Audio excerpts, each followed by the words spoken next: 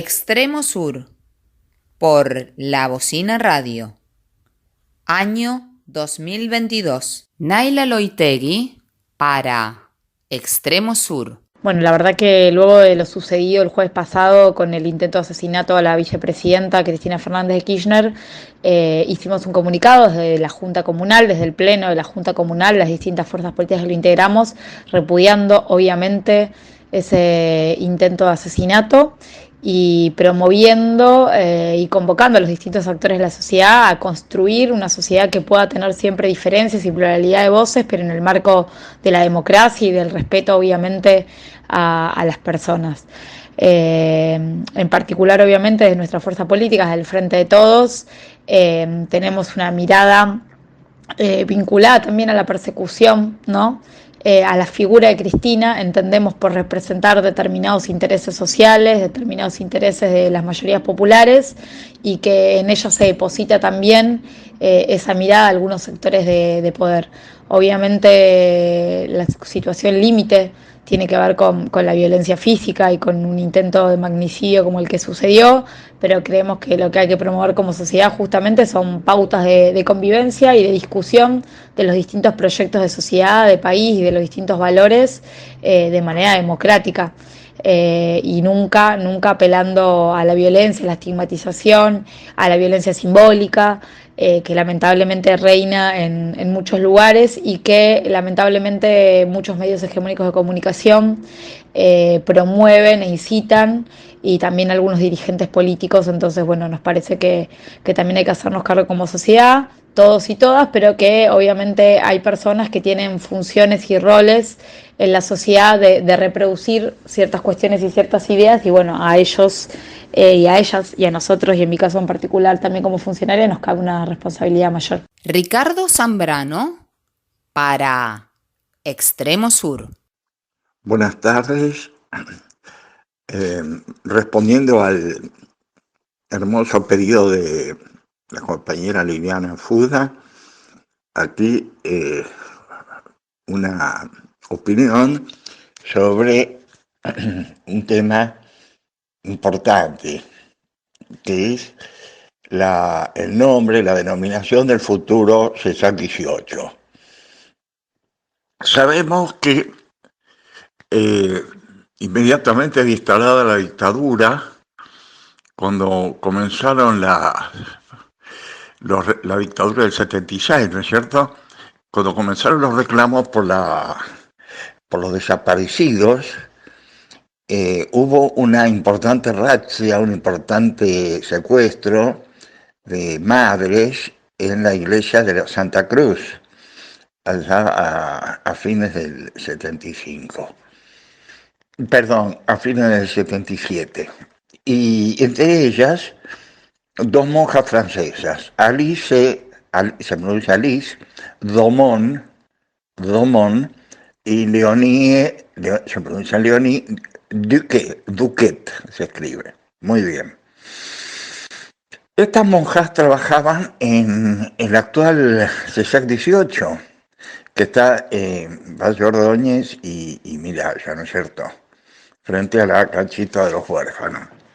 Incluso había una plaquita dorada, no era de bronce, pero los que la robaron creyeron que era de bronce, que evocaba sus nombres.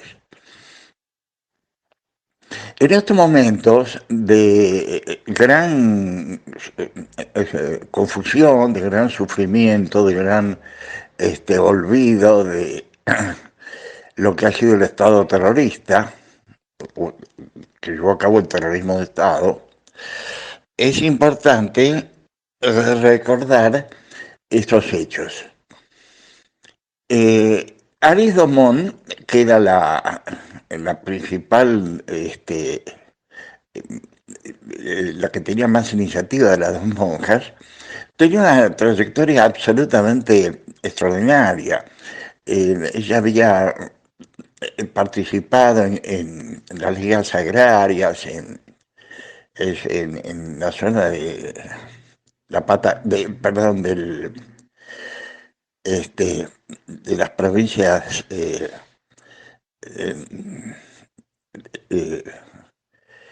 la Mesopotamia, si no me equivoco, en Misiones, en fin. Y había tenido una gran actividad solidaria y demás. Estos asesinos del proceso militar sabían de quién se trataba. Con la infiltración de provocadores, uno de ellos era Astiz, después nos enteramos que había más personas, ¿no? Pero bueno, infiltran al grupo de madres de la iglesia de la Santa Cruz y producen esa terrible situación. Como las figuras de Ali Domon y Nani Duque son emblemáticas y además son emblemáticas por su trayectoria, ¿no? Pero además el principal responsable de esa siniestra acción, Alfredo Astiz, tiene condena a cadena perpetua, pero además condena internacional. Así que cualquier posibilidad de, de ser liberado en un eventual gobierno reaccionario, gobierno de derecha, si este señor se le ocurriera salir de la Argentina, estaría inmediatamente preso por Interpol y por la condena internacional de que a la que se ha hecho merecedor. Entonces, yo imagino un escenario cuando se inaugura el nuevo CESAC 18, que debe llevar el nombre de Alice Domon y de Denis Duque, en razón de dos motivos. Primero, como dije, por la trayectoria de estas figuras, pero además para recordar en estos momentos de gran confusión y equívoco a nivel nacional y también mundial. No olvidemos que hay guerras, destrucción de la naturaleza, terremotos, hambrunas en África, cientos de miles de niños, de personas, entre los cuales hay más de 700 niños muertos de hambre en Somalia, pérdida de los beneficios de la energía, de la calefacción, por la crisis del sistema capitalista mundial, ¿no? Que dije por doquier y que hoy está evidentemente haciendo agua, que ya no puede satisfacer las necesidades, sobre todo por el hecho de que hay lo que se llama una gran concentración capitalista, o sea, cada vez más dinero en menos manos y cada vez más pobres por todos lados, por doquier. Bueno, en este momento mantener una imagen, un ejemplo, un símbolo de humanidad, de solidaridad, de fraternidad, en este momento de ajustes económicos terribles que significa hambruna y enfermedad y pandemias y sufrimiento por todos lados, es tan importante poner por delante, poner por encima de todas estas salvajadas que soportamos, figuras como las de estas dos hermosas personas que fueron Alice Domon y Denis Duque. Ese es el sentido que tiene mi intervención. Termino diciendo que creo que sería muy importante que los partidos políticos, las organizaciones sociales, como ya lo he dicho muchas veces, pongan entre sus consignas no solo mejorar los planes y aumentar tan necesariamente, como es tan necesario los beneficios sociales, sino también el hospital para la Comuna 8 y ahora agregar esto del CESAC 18. Es muy importante que se difundan las consignas realmente solidarias y útiles, además de las tan necesarias consignas para sobrevivir, como son los alimentos, los comedores, el agua, en fin, todo lo que se sufre y sufrimos ahora, en estos días. Bueno, un gran saludo y un gran abrazo a todos los compañeros y gracias por haberme dejado expresarme. Natán Sinai Martina Silva y Pablo Martorano para Extremo Sur. En 1845, Domingo Faustino Sarmiento publicó Facundo. Es una obra con dos caras. Por un lado, representa una de las cumbres de la literatura nacional. Sin embargo, también pretende ser un ensayo sociológico, con un mensaje muy oscuro. Sarmiento hace una biografía del caudillo riojano Facundo Quiroga. A través de su vida cuenta la historia nacional entre la independencia y el gobierno de Rosas. Todo el relato gira en torno a dos opuestos, civilización y barbarie. Para Sarmiento la civilización sería Norteamérica y Europa, las ciudades, los unitarios, el General Paz y Rivadavia. La barbarie sería todo lo contrario, América Latina, el campo, los federales, el propio Facundo y Rosas. La antinomia civilización y barbarie tiene miles de años. Los griegos creían que eran civilizados y que los persas eran bárbaros. Los romanos creían que eran civilizados y que los pueblos del norte eran bárbaros. Los chinos creían que eran civilizados y que los bárbaros eran los mongoles. No quiero cansarlos con una lista infinita. Lo fundamental es esto. No hay civilizaciones, sino sociedades que se creen civilizadas y en nombre de esa creencia cometen las mayores atrocidades, comportándose como bárbaros. Pensemos en la conquista de América. Supuestamente los españoles traían la civilización y los americanos representaban la barbarie. ¿Qué hay de civilizado en provocar la muerte de 100 millones de personas? ¿Qué hay de civilizado en violar la tierra y las minas de América? ¿Qué hay de civilizado en acumular riquezas explotando a los americanos y africanos, tratándolos como esclavos y sirvientes? Este es el relato que retoma Sarmiento para escribir el Facundo. Y es el mismo relato que justificó otras barbaridades de la historia argentina. La conquista del desierto, por ejemplo, que se hizo en nombre del progreso y en realidad fue un genocidio a los pueblos originarios. Lo mismo que la detención y desaparición de 30.000 argentinos durante la última dictadura militar, que se hizo en defensa de la civilización occidental y cristiana, como solía decir Videla. Es un buen momento para releer el Facundo de Sarmiento, identificar este relato totalmente cuestionable que tanto daño nos hizo y dejar de reproducirlo. Hoy voy a hablar del intento de magnicidio a Domingo Faustino Sarmiento. El 23 de agosto de 1873, un sábado durante la noche, Sarmiento se dirigía a encontrarse con Aurelia Vélez Sarsfield, que en ese momento era su amante, porque él mantenía nupcias, o sea, estaba casado, con Benita Martínez Pastoriza, pero era conocido de que mantenía una relación en paralelo con la hija del escritor del Código Civil argentino. En la esquina de Corrientes y Maipú lo estaban esperando 4 hombres: Francisco Werry, Pedro Werry, Luis Casimir y Aquiles Escabrugo, conocido como el Austriaco. Los hermanos Werry, Francisco y Pedro, estaban encargados de dispararle al caballo del carruaje y, junto con Luis Casimir, entrar al carruaje y acuchillar a Sarmiento con un cuchillo envenenado. Aquiles Escabrugo, conocido como el Austriaco, era el que iba a reconocer el carruaje, por lo cual iba a hacer algún tipo de silbido para dar la orden de ataque. Lo que sucedió es que Francisco apuntó directamente al carruaje, salió mal el disparo, porque ante la seguridad de querer que el disparo sea efectivo, cargó con demasiada pólvora el trabuco. El trabuco son esos revólveres antiguos, grandes, que hay que cargarle pólvora para que el disparo, el proyectil, salga con la explosión. Al cargarlo tanto, le explota la mano y el disparo no tiene la dirección que debería. Por lo cual, al tener la mano casi deshecha, su hermano Pedro queda en el lugar. Luis Casimir huye, igual que Aquiles. Los hermanos Werry son detenidos y por supuesto van a recibir el cuestionario de la policía y van a confesar de que estaba detrás de todo era el famoso austriaco Segabrugo. Pero Segabrugo tenía ya reservado un barco que lo dirigía a Montevideo para encontrarse con el verdadero autor intelectual del crimen, que es Carlos Querencio. Carlos Querencio era un hombre de López Jordán.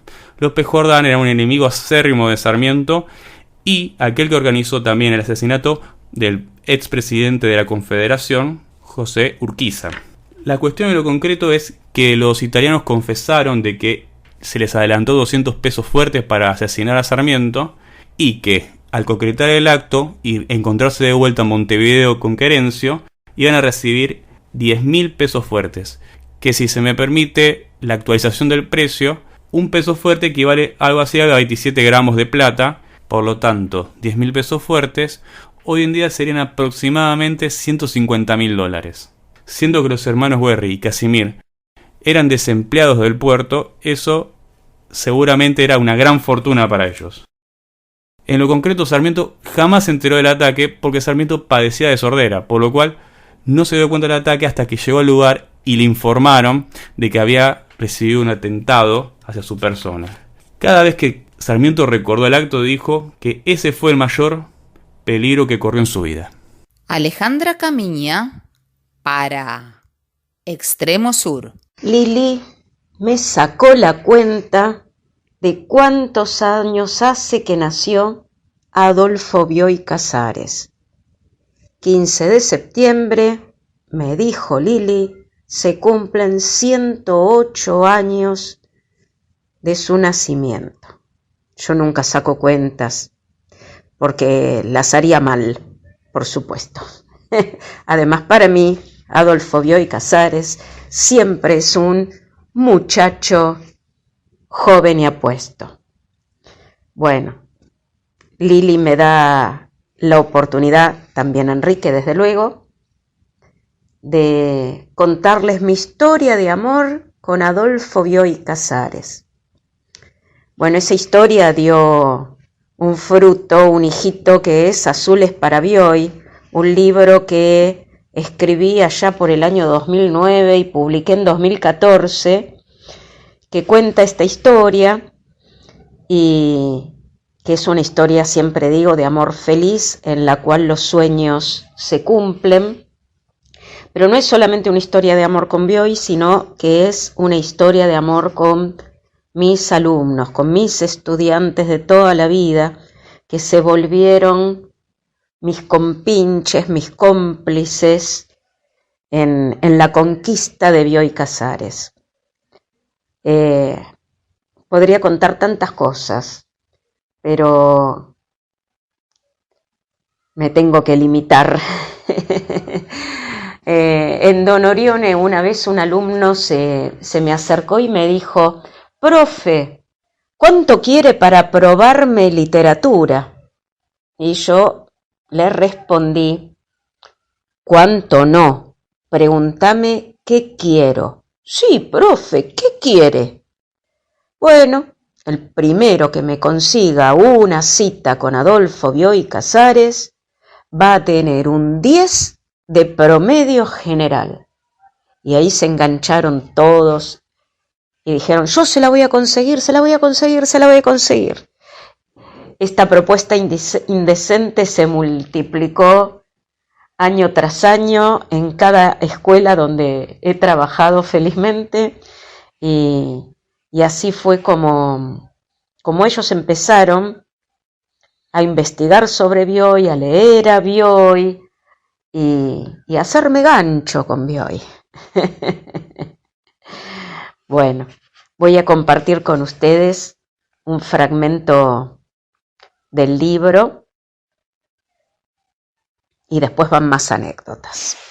Aquí va un capítulo en el que cuento un primer día de clases y dice así: yo tengo una historia. Un mar de caras me mira. Yo también las miro. Son caras por conocer. Y ya que todos estamos acá, privados, legítimamente, en mi opinión, de la libertad, esas caras, esas personas, esperan que yo diga algo. Por suerte nadie me está pidiendo que teja una bufanda o amase una pizza o haga una torta. Ciertamente lo que mejor me sale, aunque sea lo menos meritorio de todo, es hablar. Y como suelo agregar, por hablar me pagan, así que comienzo presentándome, les digo mi nombre, lo escribo además en el pizarrón junto con el de la materia, que es lengua y literatura. Las caras, los alumnos, continúan sentados y en silencio. Los uniformes que, según pasan los años, cambian de acuerdo con cada escuela, son nuevos otra vez. Yo también he buscado la ropa más adecuada, claro, porque es el primer día. Voy preguntándoles los nombres. Ahora es mi turno. ¿Cuáles son sus expectativas, sus gustos? Y de paso, los miro a los ojos e intercalo la pregunta.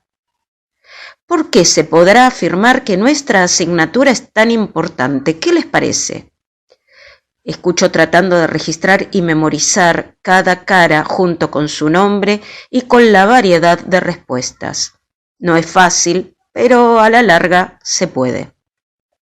Después nos vamos concentrando en lo necesario, lo utilitario, es decir, qué materiales deberán llevar, cómo organizarán sus carpetas, qué textos leeremos a lo largo del año, algunos detalles sobre el programa que me resisto sistemáticamente a dictar.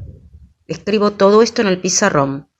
Camino luego entre los bancos y compruebo si van tomando nota. Calculo el tiempo y cuando ya falta poco para que suene el timbre, retomo mi presentación. La tengo ensayada. Digo algo trivial acerca de mí, hago un chiste tonto y como nadie se ríe, pero casi todos me miran, agrego que es mi humor inglés. Entonces sé que se ha generado el espacio propicio y con pretendido tono casual suelto el comentario. Yo tengo una historia de amor con uno de los escritores más importantes de la Argentina. Sueno orgullosa y más alta. ¿Quién, profesora? Es infalible. Hace años que lo vengo comprobando porque repito la escena como lo hacen ciertos personajes de cierta novela verdaderamente muy famosa. La invención de Morel. Es en ese momento cuando las cabezas se levantan de sus cuadernos, cuando las que se habían dado vuelta miran al frente otra vez. Nada es tan intrigante como una biografía secreta, desde luego. ¿Conocen ustedes a...? Bien, a mí me gusta pensar que yo fui su último amor, pero el timbre está por tocar. Otro día les cuento.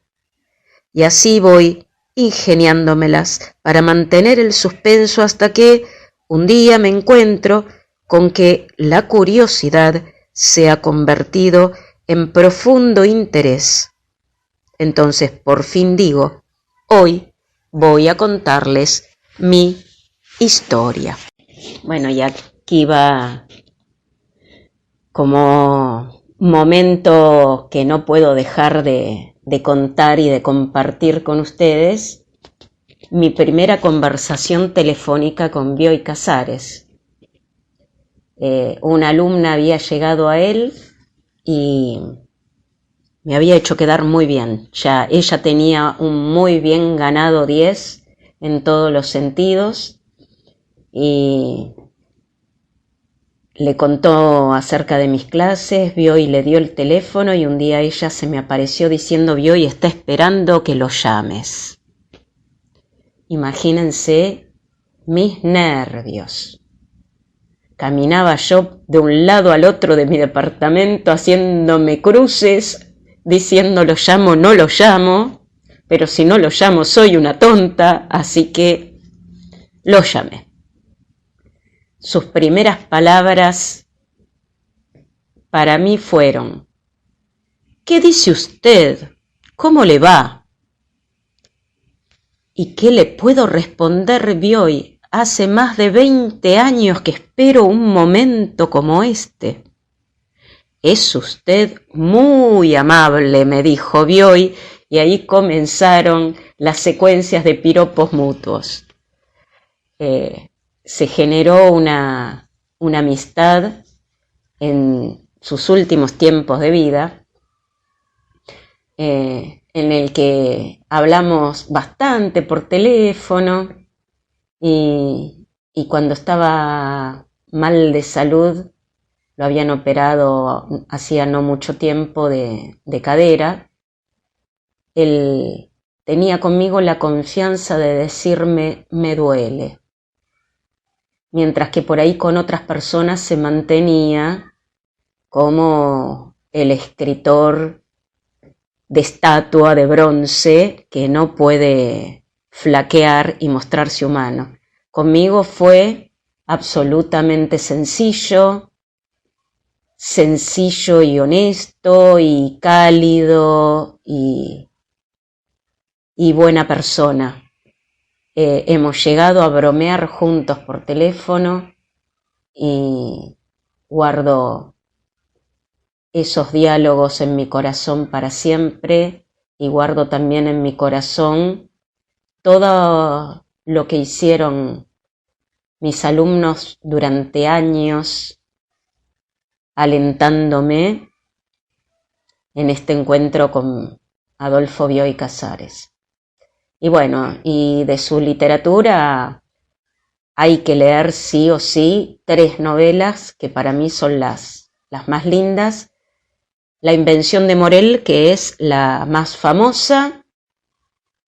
Dormir al sol, que era la novela que a él más le gustaba de todo lo que él había escrito. Y yo coincido, realmente Dormir al sol es muy linda. Además hay una película muy, muy bien hecha. Argentina, por supuesto. Y El sueño de los héroes. Del sueño de los héroes, Bioy decía que era la novela que le gustaba a sus amigos inteligentes, entre ellos Jorge Luis Borges. Bueno, y con esta tareita les agradezco la oportunidad de recordar a Bioy. Muchas gracias. Abrazos. Amiel Sancho para Extremo Sur. Hola Enrique, Mariano, Liliana. Bueno, acá les habla Amiel Sancho. Bueno, verdaderamente en esta fecha siempre me pongo a pensar qué hubiese pasado si el Cine Progreso seguía abierto, si nunca hubiese cerrado, qué hubiese pasado si hubiésemos logrado con nuestro corte, con nuestro programa de radio, que el cine se reabriera. Y la verdad que, bueno, todas las preguntas me conducen a un solo lado, que es la importancia que tiene el cine y que tuvo para mí. En especial, yo creo que fue el motor de todo, ¿no? La piedra fundamental para empezar a hablar de cine, de teatro, de radio, de todo. Yo creo que la parte cultural que me surgió por ese lugar, yo se lo debo todo. Y por eso también traté de que ese lugar vuelva para el barrio, para que otra persona que tenga las mismas posibilidades que yo también pueda verse con la oportunidad de hacer cine, teatro o algo para el estilo. O sea, me parecía que podía ser el motor para otra persona también, como lo fue para mí.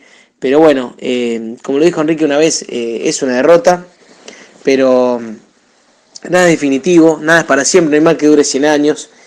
Recientemente han ocurrido algunos cambios en cuanto al barrio, en cuanto a las personas que administraban ciertas instituciones y ciertos círculos. Ya se van cayendo como esos centros de poder en los cuales no se puede intervenir, no se puede proponer, no se puede hacer nada. Yo creo, realmente creo que hay un futuro en el cual la cosa cambie. Yo creo que podemos tener otra apertura, no tan glamurosa como la del 99, pero puede haber una reapertura, yo creo en eso. Yo creo que es posible. Me quiero quedar quizás con eso, ¿no? Para no sentir que todo el trabajo y todo el esfuerzo fue en vano y que toda mi ilusión también lo fue. Pero bueno, me quiero quedar con eso. Realmente me cuesta a veces hablar porque es una derrota más, una frustración más entre toda la lista larga que siento, pero en especial con cosas que uno trató de hacer para el barrio, pero considero que todavía hay tiempo para soñar que puede revertirse. Así que bueno, nada, ese es mi mensaje, siempre como un poco negativo quizás, pero bueno, esta vez con una luz pequeña de esperanza. Así que bueno, con este mensaje los dejo. Le mando un beso grande a todos y mil disculpas por las demoras. Extremo Sur por La Bocina Radio. Año 2022.